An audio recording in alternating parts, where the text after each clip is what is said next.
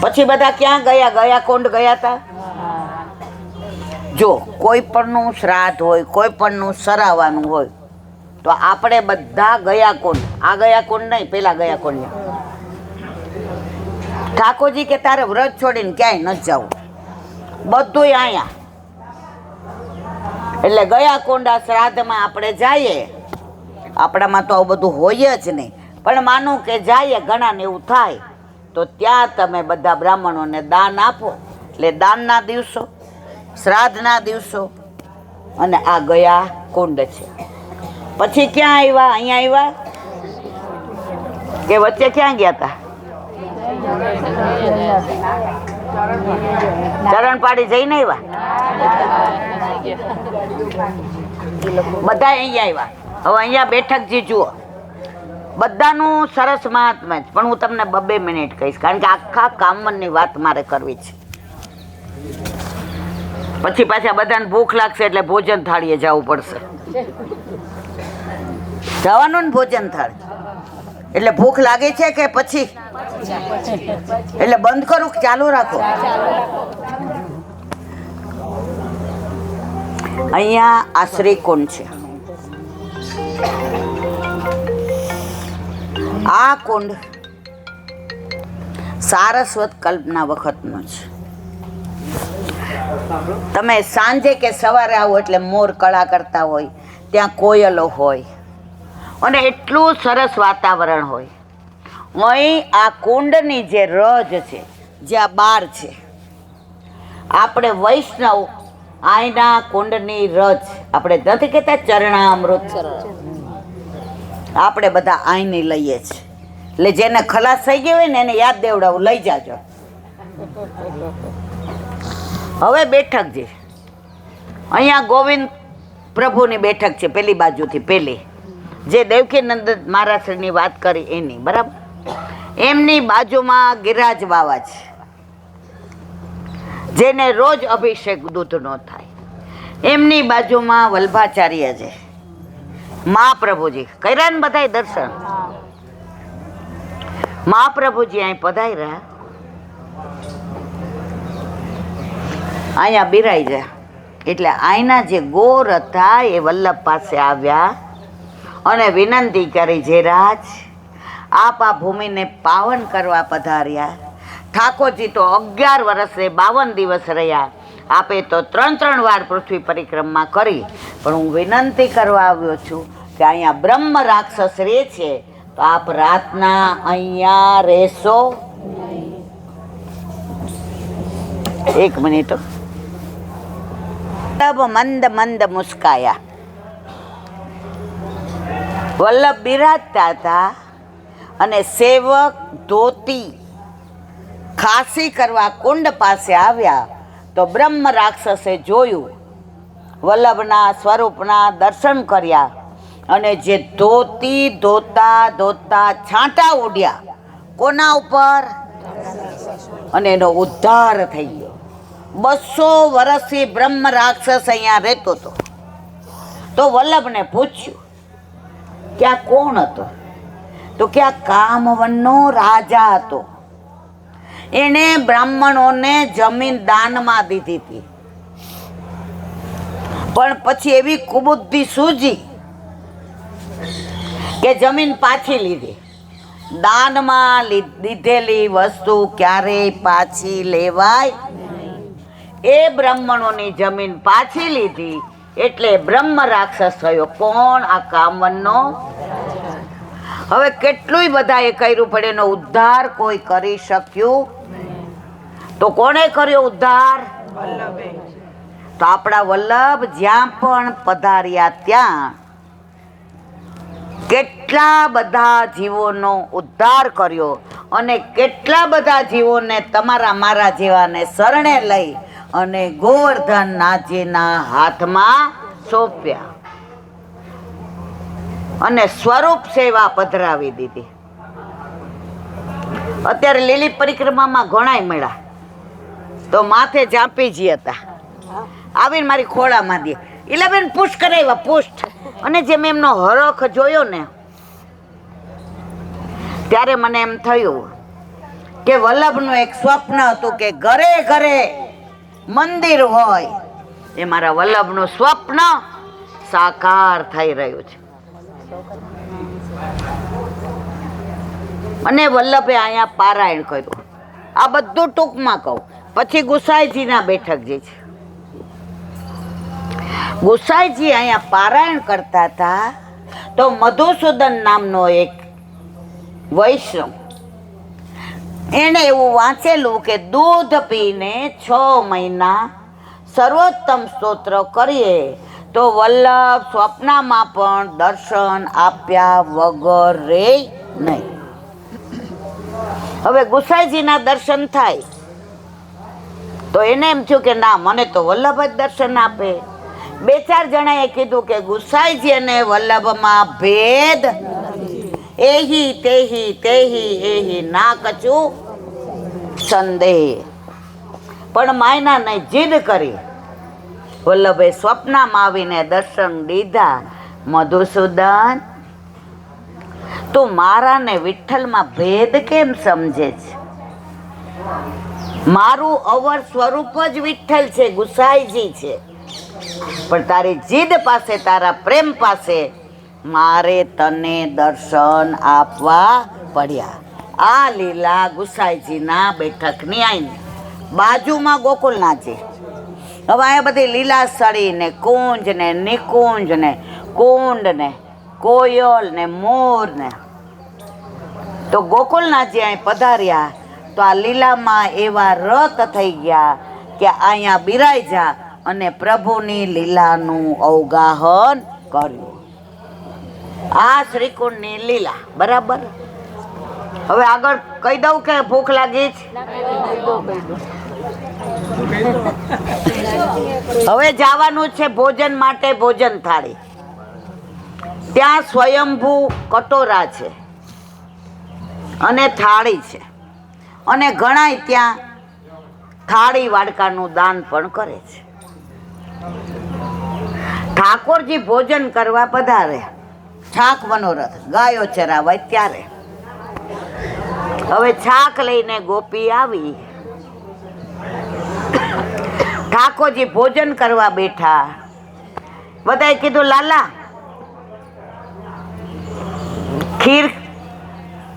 ખીર શેમાં લેવી? ઠાકોરજી કે આર્યું, આમ કર્યું, ત્યાં એક કટોરો. લાલા બાકી સામગ્રી અને ત્યાં થાળી. આજે પણ છે. ઉપર 4 પગથિયા ચડો એટલે દહીં દૂધના કટોરા છે. આ બધી લીલા સારસ્વત કલ્પની છે.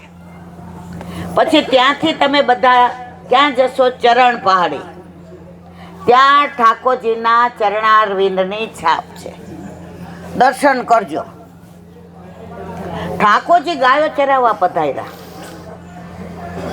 અને વેણું વગાડીને રાધાજીનું નામ લઈને રાધાજીને બોલાવતા હતા. રાધે રાધે બિના શ્યામ આધે આધે. એવો વિરહ થયો કે ચરણારવિંદની છાપ ત્યાં પડી ગઈ. જે દર્શન ચરણ પહાડી પર થશે. ભસ્માસુરની ગુફા છે, બહુ દૂર છે, એટલે આપણે બધા જઈ શકતા નથી. 84 ખંભ છે. તમે 84 જણા ત્યાં ગણશો, હજી સુધી કોઈ 84 ગણી શક્યું. 83 થાય ને 85 થાય ને 82 થાય, 87 થાય, પણ 84 થતા નથી. હવે પછી ત્યાંથી તમે જશો લપસણી શિલા. ઠાકોરજી જ્યાં લપસતા, આજની તારીખમાં તમે અત્યારે જાશો, ગરમ નહીં હોય, તમને બહુ આનંદ આવશે. એ પ્રભુની પ્રસાદી છે. કામવનમાં એટલું બધા સ્થળો છે. પછી તમે જશો કેદારનાથ. જે કેદારનાથ તમે ત્યાં 4 ધામમાં જુઓ, સાક્ષાત એ જ છે. એટલે ત્યાં ન ગયા હોય એણે અહીંયા દર્શન કરવાના. પછી છે બદ્રીનાથ. એ 10-12 પગથિયા ચડીને છે. બાજુમાં તપ્તકોણ છે.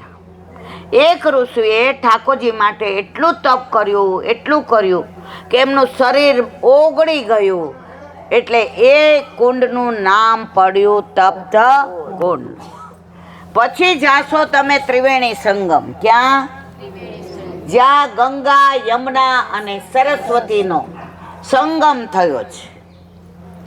તમને જળ નહીં દેખાય, પણ તમે પથ્થરો નાખશો ને તો ડબક અવાજ આવશે. તો પછી ત્યાં જજો.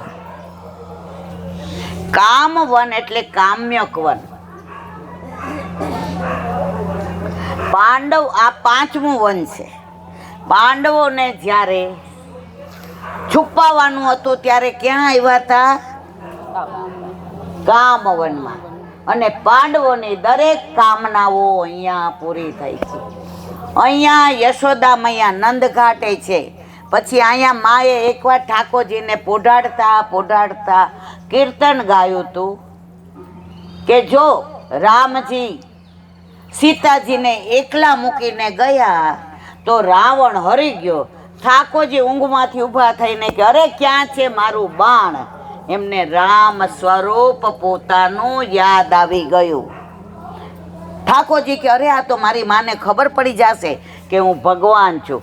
હું અહીંયા ભગવાન થવા નથી આવ્યો, હું વ્રજમાં યશોદાજીનો લાલો, ગૈયાનો ગોવાળ, વ્રજવાસીનો પ્યારો, સખાઓનો સખો, સખીઓનો સખી. સખી વેશ ધારણ કર્યો છે ને ઠાકોરજીએ બધી. અને પ્રભુ પાછા પોઢી ગયા. હજી બીજા ઘણા બધા સ્થળ છે જેનું વર્ણન વ્રજ વિહાર પુસ્તક અથવા તો વ્રજ મેરે મન ભાઈ એની અંદર કરવામાં આવ્યો છે.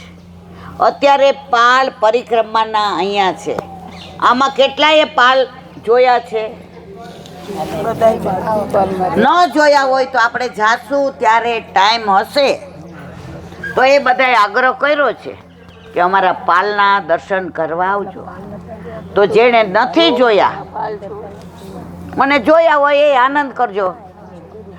તો આપણે બધાય પાલના દર્શન કરશું. હવે વાગ્યા છે 12:15. હજી આપણે લપસણી શિલાએ જવાનું છે, ચરણ પાડીએ જવાનું છે. એટલે જો અત્યારે હું આગળ ચલાવીશ તો જમવામાં 4 વાગી જાય. હંમેશા ભજન કરવાનો આનંદ તો જ આવે. જો મેં કાંઈ નથી કીધું. બેસવાનું છે તો થોડું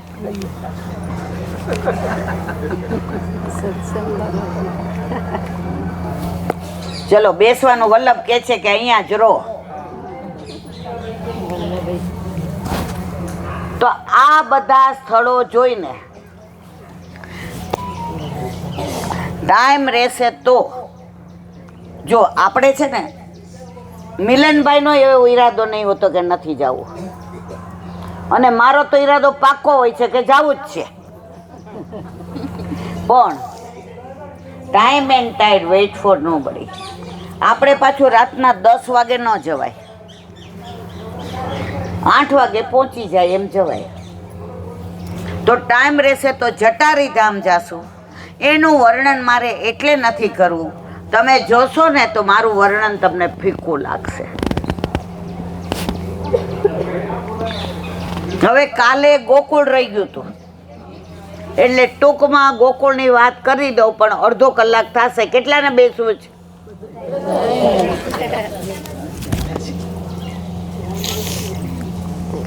હવે ગોકુળ કાલે આપણે ઉતર્યા, સીધા બધાય ઘાટ ઉપર ગયા હતા. બરાબર? યમુનાજીનું પાન કર્યું. ઠકરાણી ઘાટ, ગોવિંદ ઘાટ, આ બધાનું મહાત્મ્ય તમે જાણો છો, પણ સેજ ટૂંકમાં કહી દો. વલ્લભ પરિક્રમા કરતા કરતા વ્રજમાં પધાર્યા. સંગ દમલાજી હતા. ત્યારે વ્રજ કાંટા કાંકરાથી આચ્છાદિત થઈ ગયું હતું. ખાલી યમુનાજીનો ખડખડ ખડખડ અવાજ આવતો હતો. અને ત્યાં આવીને વલ્લભે દમલાને પૂછ્યું, દમલા, આમાં કયો ઠકરાણી ઘાટ અને કયો? હા, બધા જાગો છે એટલે મને આનંદ આવે છે. તમને કોઈને એવો વિચાર આવ્યો કે વલ્લભે દમલાજીને કેમ પૂછવું પડ્યું? કોઈ ગુરુદેવ આપણને પૂછે તો કેમ પૂછ્યું મારવાલા? હવે એનું રહસ્ય. વલ્લભ ગોલોક છોડીને ભૂતલ પર પધાર્યા ત્યારે છેલ્લે યમુનાજીને 16 શણગાર સજેલા, હાથમાં કમળના માળાજી લઈને પ્રભુ પાસે પધારતા હતા. એ દર્શન કરીને ગોલોકમાંથી અહીંયા પધાર્યા. 11 વર્ષ થયા પણ યમુનાજીના દર્શન ગોલોકના થયા. તો યમુનાજીનો વિરહ થતો હતો, પણ વલ્લભ પ્રભુના યમુનાજીના તત્સુખનો વિચાર કરે એટલે દમલાજીને કહ્યું, જો યમુનાજીને પણ પ્રભુની લીલામાં નહીં હોય, એમને શ્રમ નહીં પડે, તો હું દમલાને પૂછીશ, તો યમુનાજી જો અનુકૂળતા હશે તો પધારશે, અને પ્રભુની લીલામાં હોય તો મારે પ્રભુથી વિખૂટા પાડવા. સમજાય છે બધાયને? જેવું બોલ્યા ત્યાં યમુનાજી 16 શણગાર સજીને હાથમાં કમળના માળાજી લઈને પગથિયા ઉપર એક કમળ ઉપર ચડતા ચડતા વલ્લભ પાસે પધાર્યા અને કહ્યું, વલ્લભ, તમે ઊભા છો તે રાવણથી ને ઠકરાણી ઘાટ સુધીની હદ યમુનાજીની, રાધાજીની, અને માવનથી ગોવિંદ ઘાટ સુધીની હદ ઠાકોરજીની. એટલે આ ઠકરાણી ઘાટ અને આ તો યમુનાજીનું સ્વરૂપ, રૂપ, તેજ, આભા, પ્રકાશ, પુંજ, સૌંદર્ય, માધુર્ય નિહાળી અને વલ્લભના મુખારવિંદમાંથી 16 ગ્રંથની પહેલી સ્તુતિ સરી પડી, નમામિ. એક જ વાર કરો પણ તમે ગોવિંદ ઠકરાણી ઘાટ પહોંચી જાઓ. યમુનાજીને હાથમાં કમળના માળાજી, વલ્લભનું ત્યાં ઠાડું રહેવું, અને જે વલ્લભના મુખમાંથી નીકળે, એકવાર લીલા સહિત યમુનાષ્ટક કરો ને તો યમુનાજી પ્રસન્ન થયા વિના રે. ગોવિંદ ઘાટ 7 દિવસ વલ્લભે પારાયણ કર્યું. ઠકરાણી ત્રીજા લીલા થઈ, યમુનાષ્ટકનું પ્રાગટ્ય થયું, અને 11 દિવસે ભાગવતનું વિરામ થયું. અને એ 11 રાતના શ્રાવણ શ્યામલે પક્ષે એકાદશ્યામ મહાનિશી સાક્ષાત ભગવતા પ્રોક્તમ તદક્ષર ઉચ્યતે. એક સમય ચિંતા ચિતાઈ દેવી કિહિવિદ જાની જાય. મૂળ પુરુષ વાંચો છો ને બધાય? અંદર આ લખેલું છે ને. વલ્લભને ચિંતા થઈ કે આ દેવીજીઓને કેવી રીતે હું ઓળખીશ. ત્યારે રાતના 12 વાગે ગોકુળચંદ્ર માજી એટલે કે શ્રીજી બાવાએ પ્રગટ થઈને વલ્લભને આજ્ઞા કરી, મારા વાલા વલ્લભ, ગોલોકનું આટલું મોટું સુખ છોડીને પધાર્યા છો, હું તમને એવો બ્રહ્મ સંબંધ મંત્ર આપું છું, જે જીવને આપીને તમે મારા હાથમાં સોંપશો એનો ક્યારેય ત્યાગ કરીશ, અને એને સેવામાં 5 દોષ બાધા નહીં કરે. રૂપ, ગંધ, સ્પર્શ, શબ્દ અને રસ. વલ્લભ એટલા પ્રસન્ન થયા, પવિત્રા ધારણ કરાવીને મિશ્રીનો ભોગ ધર્યો. અને ત્યાં દમલાજી સૂતા હતા, એને પૂછ્યું, દમલા, તુને કછું સુન્યો?